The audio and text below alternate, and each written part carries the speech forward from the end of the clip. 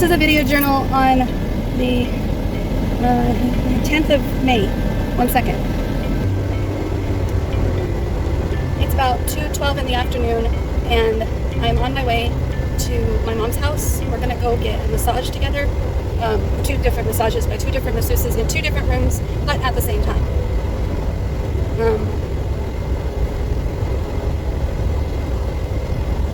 I'm hungry. I need to eat. My emotions are all up and down. So I'm going to stop at Wiener Schnitzel's and get some chili cheese fries before I go.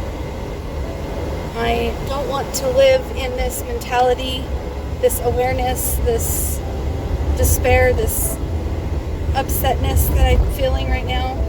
So I want to get through it. I don't know how else to do it without a video journal.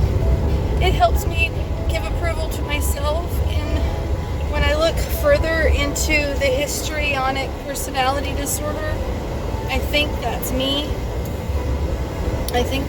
I'm not seductive, but I can be manipulative, which is way different than seductive, but it is for the purpose of getting approval. I'm manipulative for the purpose of getting approval. So, I just need to talk about what happened. I need to own it and accept it, okay? I don't want to cry about it, right? But I might cry. Gotta change my... Okay, so that's a little quieter. Okay, so I don't want to sound whiny, so let me just take off the whiny.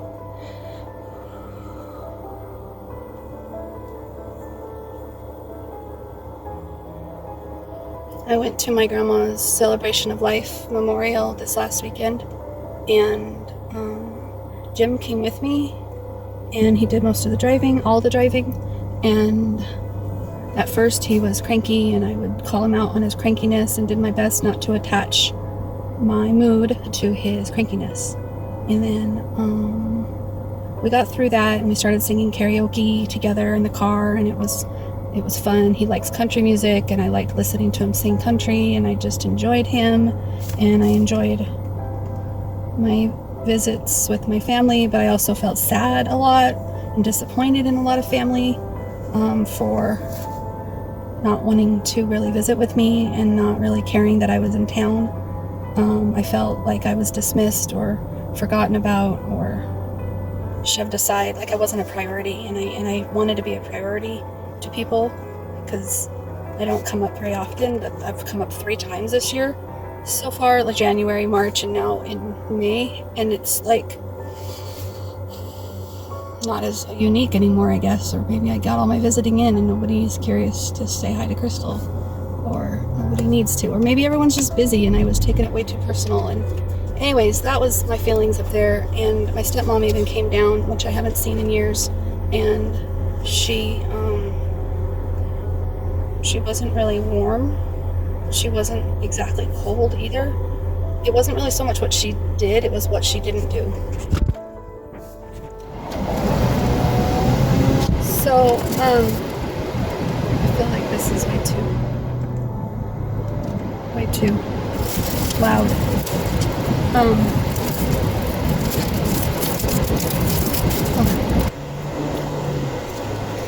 So I'm eating my chili cheese fries right now, and my mom is calling, so I'll be right back.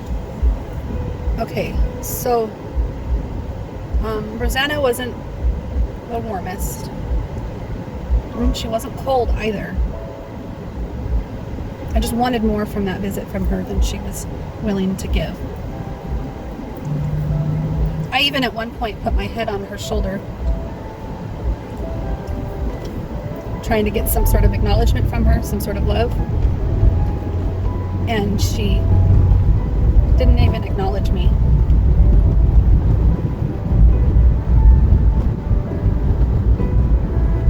Rosanna's my stepmom, and we've never really had a close relationship. And we only got closer after my dad died. And when I say closer, I mean she stopped being mean to me. But she's never been warm, and she's not really warm to anybody. So I don't take it personal, but it's something I definitely long for, considering I've always just wanted a mom that would be my mom and not a bestie, my sister. I just feel like my mom is not while she is. Anyway, the whole purpose of me getting on this video journal and talking wasn't to talk about my grandma's passing, even though that was hard, or the fact that my dad should be there giving a eulogy and not my dad's brother-in-law. That my dad, I should have had more connection in that. It was not an easy trip. It was not an easy trip, and it was not fun exactly, and it wasn't as cathartic as the other 2 trips, like this year. Anyways, I'm having all these emotions. I noticed myself switching to different noodles throughout the trip home with Jim. I'm flirty, I'm emotional, I'm weird, I'm all kinds of just bouncing all over the place. Different things are coming up for me, right? And then all of a sudden, towards the end of the night, we're practically home, and I open my big mouth and I say a dream that I'm thinking of, saying out loud, an idea, a desire, a hope.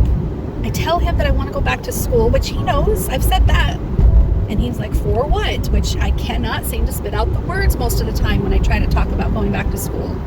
And finally I said it. Finally I said, I want to go back to school to become a therapist, do some sort of counseling work, some sort of ideas. And I'm doing my very, very, very best to stay in that truth and not switch, not go somewhere else, not say something different, not dismiss it, not sabotage it, not turn it around, not blame him, not anything. I was just trying to stay in that truth.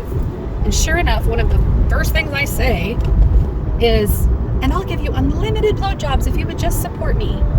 What the fuck would I say that for? Why would I switch to that? Why would I go there? Why is that part of my dialogue? Why is that something I would say? And he doesn't like that, of course. He kind of gets uncomfortable, and I thought we corrected. I thought we got away from that. I apologized immediately, and then he started going down some hole or some different dimension about how he knows that my love language is words of affirmation, and I don't need physical touch or the acts of service as much as I need words of affirmation. Why is that? Because I have the histrionic personality disorder. I have the need for approval. Words of affirmation is what I live by. And he is so afraid that if I become a therapist, I would fall in love with my patients, or I would get my affirmations from them, or the guys might think that they got the go-ahead to make a move, and that I would just let them. So I said something to the effect that he doesn't trust me. It doesn't matter whether he trusts the guys or not in the room with me. He doesn't trust me. He doesn't trust what I would do, and he doesn't trust what I would say. And he doesn't trust that I would be a professional about it and say, we're going to have to find you a different therapist. This is a conflict of interest. You have the hots for your therapist, and I am not able to see you anymore as my patient. Like, he doesn't trust that I would say those things. Oh, this is good that I'm talking about it, because now I'm coming up stronger. Now I'm coming up with who I am, and not living in this fear or this nonsense. Because the nonsense that occurred after that was that he got defensive and he got angry. When did I say that? I was like, you didn't have to say it. The fact that you didn't want me having male therapists,